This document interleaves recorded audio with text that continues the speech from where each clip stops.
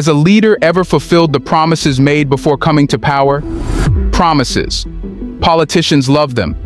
The words spill out like honey, sweet and enticing, yet too often empty. Across the globe, leaders rise to power on a wave of promises.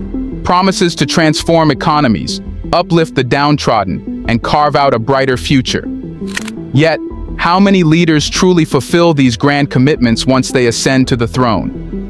In most cases, the answer is a resounding few. However, in Burkina Faso, something different is happening.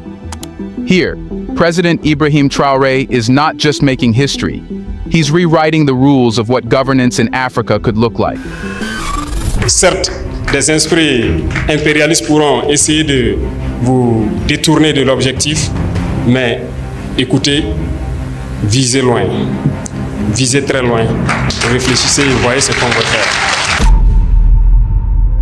His ambitious plans have sent shockwaves not only through his nation, but across the African continent and beyond. Nous avons donc lancé l'APEC dans ce sens-là pour permettre de créer ce qu'on appelle nos entreprises que nous voulons mettre sur place. Parce que nous le disons, c'est inconcevable que nous puissions ici produire de la tomate et que nous importons de la pâte de tomate. C'est absurde que nous avons tous les produits oléagineux ici et que nous ne puissions pas les transformer.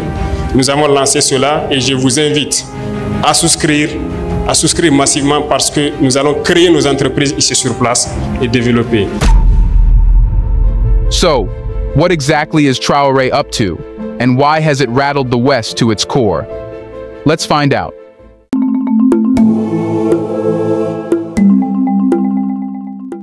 Burkina Faso, often overshadowed by its more prominent neighbors, is emerging as a beacon of progress in Africa, showcasing a series of groundbreaking initiatives that promise to transform the nation. These are not just plans for change, they are blueprints for a revolution that could redefine the future of Africa. From implementing free healthcare services and investing in nuclear energy, to revamping its infrastructure and revitalizing its cultural heritage, the government is making strategic moves that could set a new standard for development across the continent. But what do these ambitious projects mean for the people of Burkina Faso? And what are their broader implications for Africa? The first and perhaps most striking step is the introduction of free healthcare for all Burkinabe citizens. A bold promise? Absolutely. But what does free healthcare mean for Burkina Faso? And more importantly, can it be sustained? Burkina Faso's government has taken an audacious step by announcing a decree to provide free healthcare services to all citizens through the deployment of mobile clinics. This initiative, unveiled on July 25th, aims to reach every corner of the country, from bustling urban centers to the most remote and underserved villages. At its core, this plan reflects a fundamental shift in the government's approach to public health, an approach that views healthcare not as a commodity, but as a fundamental human right. The Free Healthcare Initiative is designed to provide essential services such as mammography and screenings for precancerous cervical lesions, directly targeting some of the most critical health issues faced by Burkinabe women. This is not just about healthcare. It is about bringing healthcare to the people, particularly those in remote areas who have historically been neglected by the system. The government's approach aligns with a broader vision of health equity, where access to medical services is a right, not a privilege. However, like any ambitious initiative, the success of this healthcare program will depend on several factors, including funding, logistical coordination, and the capacity of the healthcare workforce. The government must ensure that these mobile clinics are adequately equipped and staffed with trained healthcare professionals to provide quality services. Additionally, there is a need for continuous monitoring and evaluation to ensure that the healthcare services meet the population's needs and are delivered efficiently. Western critics argue that the plan is overly ambitious, given the logistical challenges and the country's limited resources. Deploying mobile clinics across diverse and sometimes inaccessible terrains presents a significant challenge. Moreover, maintaining these services in the long term requires sustained funding, which could strain the country's budget. But to the naysayers, Burkina Faso responds with a resounding, "Watch us." This initiative, they argue, is not just about providing services, it's about investing in human capital, building a healthier nation, and reducing the burden of preventable diseases. Supporters of the initiative see it as a crucial step toward building a more equitable society. If successful, this program could serve as a model for other African nations grappling with similar healthcare access issues. It represents a significant investment in human capital, with the potential to improve health outcomes, increase life expectancy, and ultimately contribute to economic growth. But the vision doesn't stop at healthcare. Here's a reminder to please like and share the video and subscribe to our channel to watch more videos on Black culture, history, civilization, and identity. Let's continue now. President Traore understands that for real change to take root, it must be comprehensive and far-reaching. His government is keenly aware that health is just one part of the equation. To truly uplift the people of Burkina Faso and set a precedent for Africa, the nation must also address energy independence, economic diversification, and cultural revitalization. This multi-pronged strategy is what makes Burkina Faso's current trajectory so compelling and so threatening to traditional power structures. Beyond healthcare, Burkina Faso is making headlines for another reason: its daring foray into nuclear energy. In a continent where power shortages are as common as sunlight, Burkina Faso's decision to bet on nuclear energy is a bold, if not controversial, move. In a bold move towards energy independence, Burkina Faso is turning to nuclear energy as a solution to its recurring power crises. During the Russia-Africa Summit in 2023, the country's leaders expressed their intent to collaborate with Russia's Rosatom to build a nuclear power plant. But why has Burkina Faso decided to pursue nuclear energy, and what could this mean for the nation's future? Nuclear energy offers a promising opportunity for Burkina Faso to achieve energy independence, reduce its reliance on imported fossil fuels, and provide a stable power supply to support its growing economy. The establishment of the Banab Atomic Energy Agency signals the government's commitment to this vision. This agency is tasked with coordinating all efforts related to nuclear energy development, ensuring that the potential benefits extend beyond power generation to advancements in health, science, and industry. However, the decision to pursue nuclear energy is not without its challenges. Nuclear power plants are expensive to build and maintain, and they require a high level of technical expertise and regulatory oversight to operate safely. Moreover, there are concerns about the safe disposal of nuclear waste and the potential risks associated with nuclear accidents. The haunting specters of Chernobyl and Fukushima still linger in global memory, raising questions about whether a developing nation like Burkina Faso is prepared to handle such risks. But to President Traore, this is a calculated risk. The decision to invest in nuclear energy reflects a strategic choice to diversify the country's energy mix and build a more resilient and sustainable energy infrastructure. By securing a stable and reliable energy supply, Burkina Faso aims to power its industries, improve living standards, and enhance its economic competitiveness. If Burkina Faso succeeds, it could pave the way for other African nations to explore alternative energy sources, breaking free from the cycles of energy dependency and power outages that plague the continent. Nuclear energy, often dismissed as too dangerous or costly for Africa, could become a viable option, shifting the balance of power, literally and figuratively. The question is, will other African nations follow suit? And how will the West react to an Africa that dares to harness the power of the atom? Burkina Faso's choice to partner with Russia, a nation that has been increasingly positioning itself as an alternative ally to African countries, also sends a strong message. It signals a shift away from traditional Western allies who have historically had a tight grip on African energy and economic policies.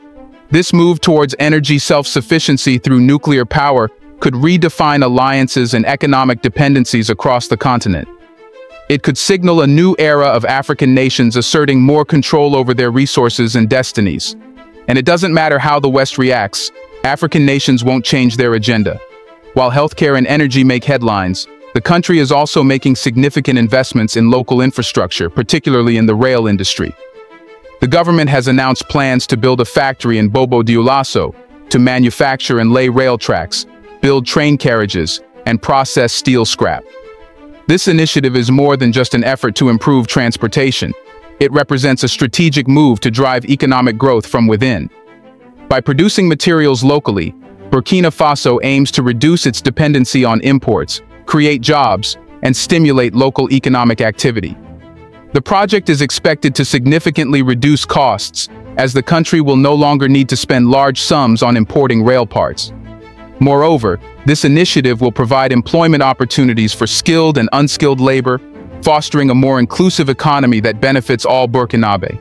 Investing in infrastructure is critical to Burkina Faso's broader development strategy. Efficient transport networks are crucial for trade, commerce, and the overall economic integration of the country. By improving these networks, Burkina Faso is positioning itself as a vital hub in the region, enhancing connectivity and competitiveness. The rail industry in particular has the potential to transform the country's economic landscape, providing a reliable and cost-effective means of transporting goods and people across the nation. The vision here is not just national, it's regional. An efficient rail network in Burkina Faso could link landlocked countries to coastal ports, facilitating trade and fostering economic integration in West Africa. This is a bold statement of intent, a declaration that Burkina Faso is ready to play a leading role in the region's economic future. While infrastructure, energy, and healthcare dominate discussions, another quiet revolution is unfolding in Burkina Faso, one that combines culture, creativity, and economic opportunity. In a global economy that often prioritizes industrial growth over cultural heritage, Burkina Faso is taking a different approach. The government is actively investing in the revival of craft villages across the country. These craft villages are envisioned as centers of creativity and economic activity, providing a platform for artisans to showcase their skills and contribute to the economy. But what role do these craft villages play in Burkina Faso's development strategy, and what are their broader implications for the country's future? The Craft Villages initiative aims to support local artisans, preserve traditional crafts, and create economic opportunities in regions that have often been overlooked in the past. By establishing craft villages in various parts of the country, Burkina Faso is not only preserving its rich cultural heritage, but also promoting sustainable economic development. The government plans to set up specialized craft centers, including those catering to people with disabilities, ensuring inclusivity in economic development. These craft villages are more than just tourist attractions. They are vital components of a diversified economy. By fostering a vibrant craft industry, Burkina Faso is creating new avenues for employment and economic participation, especially for women and youth who often dominate the artisanal sector. The initiative also aims to enhance the visibility and marketability of Burkinabe crafts, both locally and internationally, providing artisans with access to new markets and opportunities for growth. Moreover, the craft villages serve as important incubators for innovation and creativity. By providing artisans with access to resources, training, and support, the government is fostering a culture of innovation that can drive broader economic development. The craft industry has the potential to become a significant driver of economic growth, contributing to job creation, income generation, and poverty reduction. Burkina Faso is not just making moves. It is strategically positioning itself for a prosperous and sustainable future. The ambitious initiatives in healthcare, energy, infrastructure, and culture signal a new era of development for the country. But what does the future hold for Burkina Faso, and what can other African nations learn from its approach? The success of these initiatives will depend largely on the government's ability to sustain momentum, manage resources efficiently, and navigate the challenges that come with rapid development. If successful, Burkina Faso could emerge as a model for other African nations, demonstrating how a blend of ambition, strategic planning, and commitment to the people can drive meaningful change. Burkina Faso's approach is notable for its comprehensiveness and inclusivity. The government is not just focusing on one sector, but is investing across multiple areas to build a more resilient and diversified economy. This holistic approach ensures that the benefits of development are shared widely and equitably, fostering social cohesion and national unity. Moreover, Burkina Faso's commitment to self-reliance and sustainable development sets a positive example for other African nations. By taking control of its resources, investing in local industries, and prioritizing the well-being of its citizens, Burkina Faso is demonstrating that African nations can chart their paths to prosperity without relying on external assistance. This shift towards self-reliance is not just an economic strategy, it's a political statement. It represents a rejection of the neo-colonial dependencies that have characterized much of Africa's post-independence history. By building its future on its terms, Burkina Faso is sending a powerful message. Africa's time is now. However, the road ahead will not be without challenges. Burkina Faso must continue to invest in education, healthcare, and infrastructure to ensure that the benefits of development are sustained in the long term. The government must also remain vigilant in managing the risks associated with nuclear energy and other complex projects, ensuring that safety and sustainability remain top priorities. President Traore's leadership is marked by a unique combination of vision, determination, and a deep commitment to his people. Unlike many leaders who talk the talk but fail to walk the walk, Traore is taking tangible steps to transform his nation.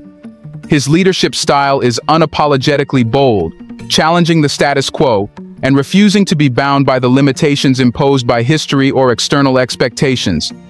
His policies have not only made him a figure of hope within Burkina Faso, but also a symbol of what is possible when a leader prioritizes the needs of his people over the interests of the few. The West's discomfort with his leadership is telling.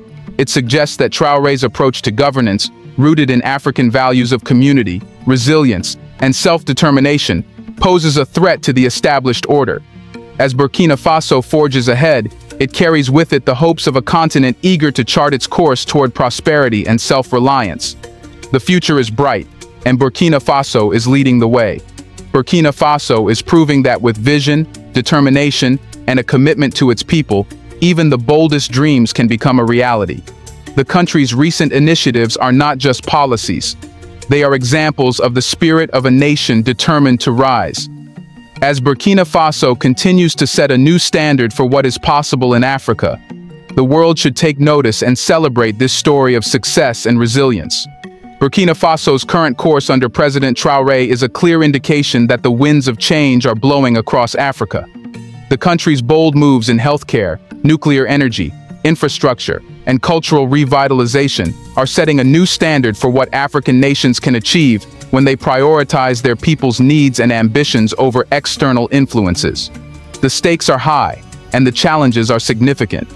But as Burkina Faso continues on this path, it offers a blueprint for other African nations looking to break free from the chains of dependency and chart a course towards self-reliance and prosperity.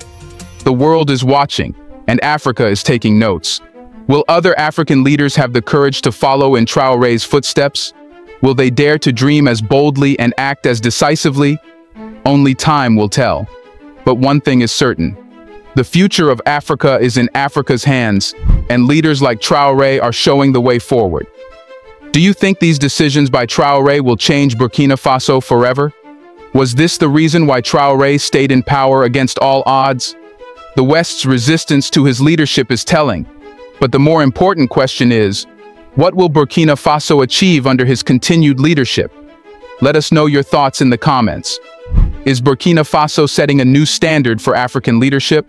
And is the West's discomfort a sign that the old guard is afraid of Africa's potential to forge a new path? Do you want to watch more videos like this one? If so, subscribe to our channel and press the bell icon next to it. We have decided to bring videos on something nobody talks about: the Black culture, civilization, history, and evidence about how glorious Blacks have been. Thanks for watching, and until the next video, stay tuned.